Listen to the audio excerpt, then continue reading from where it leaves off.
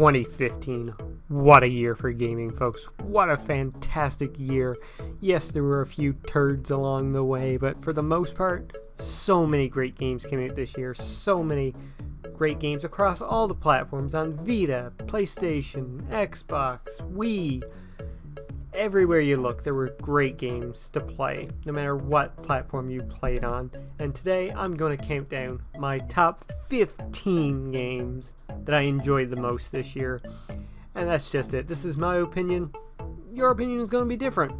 And at the end of this video, we're going to go over some honorable mentions, and I'm going to take note of some games that I never got around to playing, which is why they're not on the list here. But anyways, let's get started. The first 5, you're not going to see very much, it's just going to be pictures, but the top 10, we're going to add in a little video, spice things up a little bit.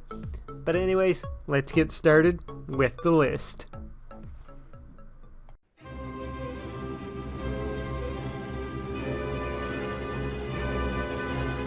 Number 15, Minecraft Story Mode, Episodes 1 to 4. I have a rule with episodic games. All episodes need to be out before they make my Game of the Year list. However, I'm making an exception here, as Minecraft Story Mode tells a story from start to finish within the first 4 episodes. And that's pretty much the reason why it's at number 15 as well, because I'm not going to rate it higher because it's not fully out yet. But anyways, it has a damn good story to it. It's funny, it's filled with action, and it's emotionally packed. 4 episodes in, and the game is on par with Telltale's best work.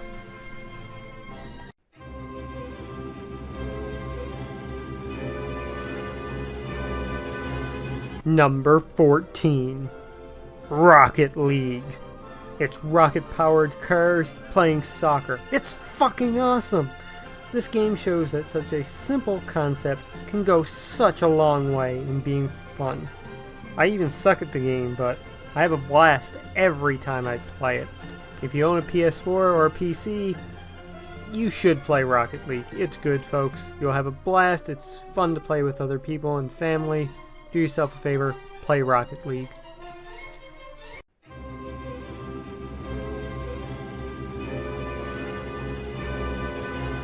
Number 13, Super Mario Maker.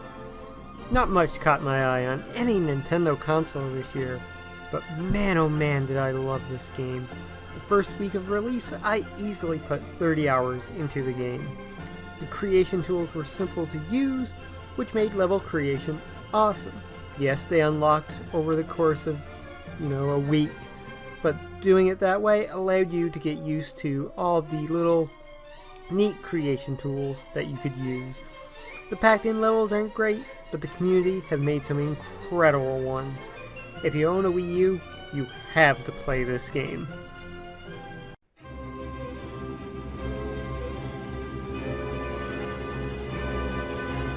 Number 12, Hotline Miami 2, Wrong Number. Though not as good as the first game in the series, Hotline Miami 2 is totally badass.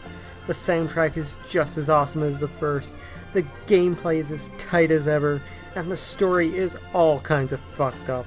Really, it's a drug trip in itself. Oh, and this time, the masks really feel different from one another. If you enjoyed the first Hotline Miami, you will love this game too, just as much as I did, and it's a perfect game to play on your PlayStation Vita.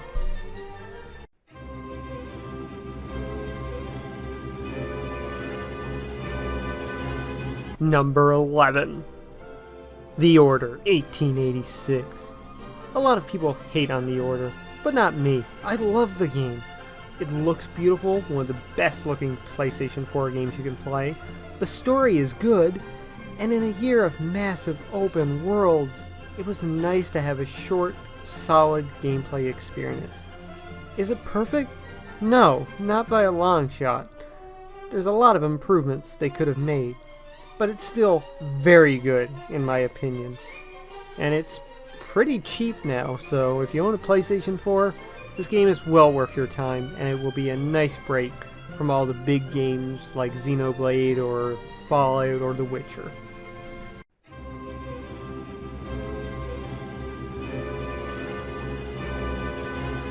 Number 10. Kung Fury Street Rage. If you haven't seen the short film yet of the same name, pause this video and go do so. It's awesome. Street Rage is a very simple game. You only need to push 2 buttons, yet it's highly addictive and really fun. Kicking Nazi ass and building a combo is just so satisfying. Of all the games that came out this year, I've probably put the most time into this one. Hell, I still go a few rounds every few days. I haven't even played the new DLC yet. And no, I did not play this on mobile. I played this on PlayStation 4, and it's awesome. It's worth the price. I think I paid $1.99 for it when it came out. Totally worth it, guys. Go play Kung Fury Street Rage. You will not regret it. You'll probably rage at your game every so often, but it's good. It's goddamn good, alright. Go play Kung Fury. Go watch Kung Fury. Kung Fury deserves all of your time.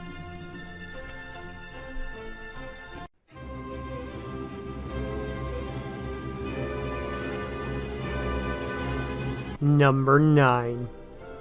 LEGO Dimensions. This is the only game on my list where you can have Batman ride around in the TARDIS while battling GLaDOS from Aperture Science. LEGO Dimensions brings together everything from DC Comics, Lord of the Rings, Portal, Doctor Who, Back to the Future, Ghostbusters, The Wizard of Oz, and so much more. And it works! The gameplay is fun, like all the other LEGO games. Building the real-world LEGOs is just so goddamn fun as well.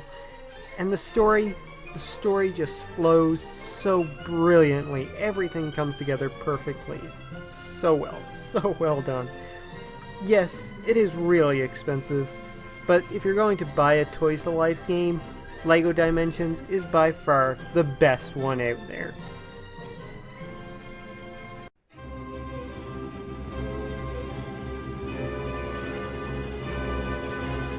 Number 8. Batman Arkham Knight. The last game in Rocksteady's Batman trilogy is pretty damn great. It looks stunning, Gotham City is a blast to travel around, the villains are great, and the gameplay is just as fun as ever. Beating up criminals, getting high combos. It's fun. It's really fun. And the story's good, but sometimes it's a little bit lacking. Such as one of the big twists in the game, you can kind of see a mile away. But overall, you know, it's good. Scarecrow is a fantastic villain to use for this final game, and the use of another villain, who I won't mention here, was done really, really well as well. Oh, and the Batmobile? It can go fuck itself.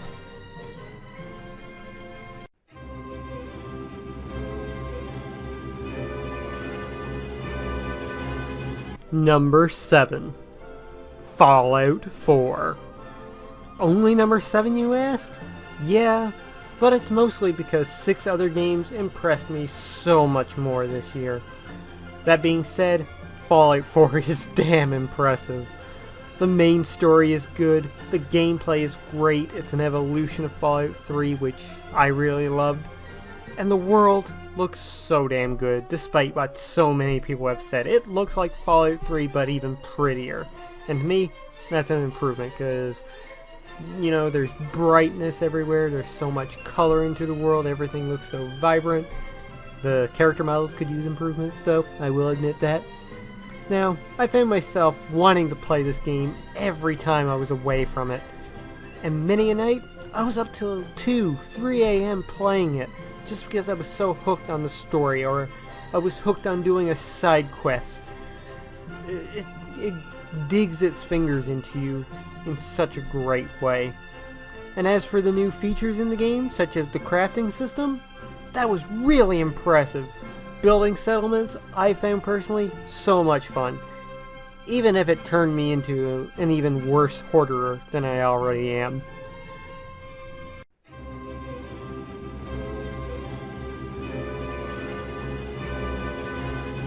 Number 6. Tales from the Borderlands.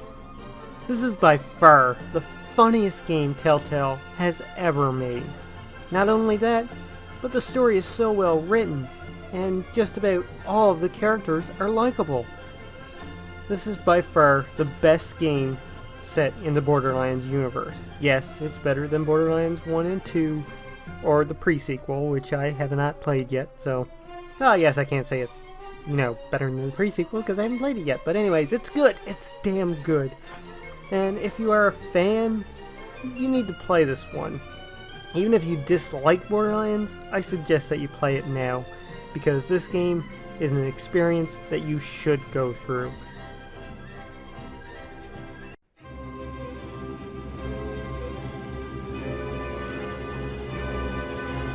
Number 5. Bloodborne. The game that truly made a PlayStation 4 worth owning for so many people was Bloodborne this year.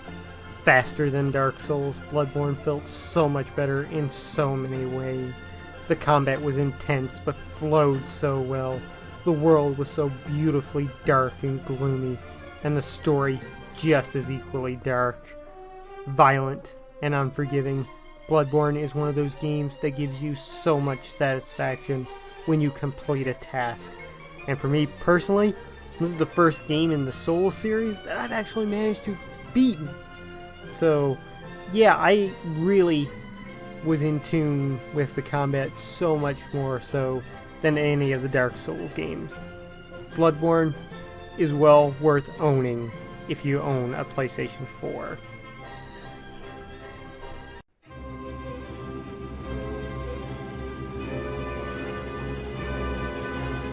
Number 4. Life is Strange. Yes, another episodic game on my list. Life is Strange mixes things up, though, with a time-reversing mechanic to brilliant results. It's neat and brings new life into the game genre. Where it strives, though, is in the story and the topics that it covers. It touches on things, such as suicide, that most games stray away from. The story of Chloe and Max is just so nice and so brilliantly written. The twists that come along the way are great, and the choices that you make can have drastic effects. Oh, and the game is just hella cool, yo.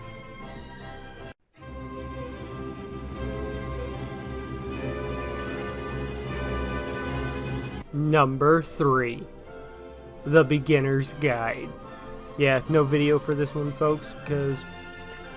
spoilers. Honestly, I don't know how to begin to describe this game. Saying anything of the story would spoil it. There have been many walking simulators out there. I've played a few of them, but none of them have struck me the way that this one has. As the story progressed, I went from just being interested in seeing what was coming next to just being emotionally invested within the narrator. It gave me chills that very few games have managed to do. This is something you need to play from start to finish. Maybe you will come to love it as much as I have, or maybe you'll end up hating it. Either way, The Beginner's Guide is something that any creator, any person really, should play in their life.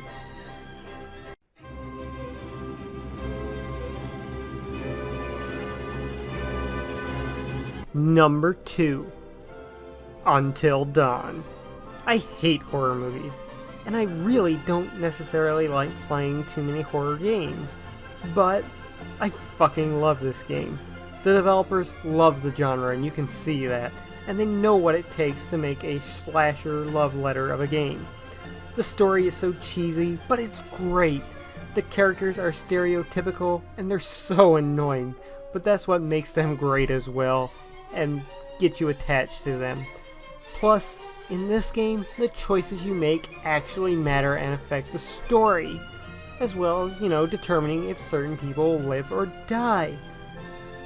Until Dawn came out within the summer, and a lot of people may have overlooked it, and that's such a shame because alongside of Bloodborne, Until Dawn is by far one of the absolute best games out there on the PlayStation 4.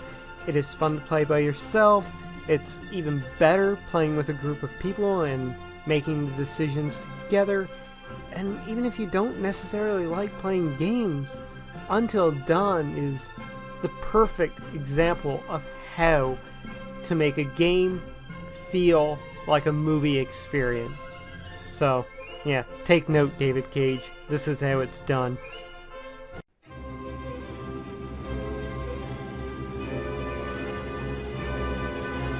Number 1. Danganronpa, another episode, Ultra Despair Girls. Seriously, you must have seen this coming if you know me, because this is no surprise at all. I love the first 2 Danganronpa games, and another episode is just as great as they were. Now sure, it's different in gameplay, because unlike the first 2 games, another episode is a third-person shooter of sorts. Yet, it's good. It works within the world, which, by the way, is visualized even more so than ever before. The game is very story-heavy, and is just as dark as the other games. But at the same time, there's one moment that made me so emotional. And it's not a sad moment. It's not a dark and gloomy moment like I had with the first 2 games. Another episode has such a heartwarming moment in the game, and it's probably the most heartwarming game in the series as a whole. And experiencing that moment, I played the game 3 times, and every time I watched that scene, and it brought me to tears each time because it just filled me with hope just seeing it happen. I can't say much because it would spoil the scene, but Danganronpa, another episode, was such a fantastic game. It's up there now as one of my favorite games, I think, of all time because of that moment, or at least that moment is up there as one of my favorite moments in all of gaming. So please, if you enjoyed the first 2 Danganronpa games, don't stray away from this one just because it's not a visual novel style. Another episode is well worth your time and should be played. So there you have it, folks. My top 15 games for 2015. Like I said at the beginning, it's been an incredible year.